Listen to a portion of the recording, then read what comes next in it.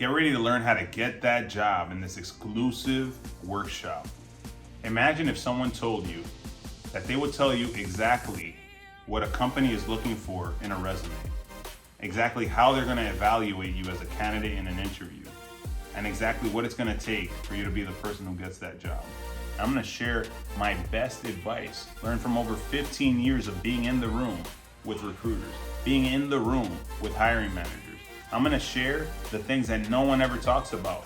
I'm going to share that feedback that recruiter will never tell you. I learned this by being a hiring manager myself, hearing feedback from real professionals as to exactly how candidates are showing up to an interview, the impressions that you're making.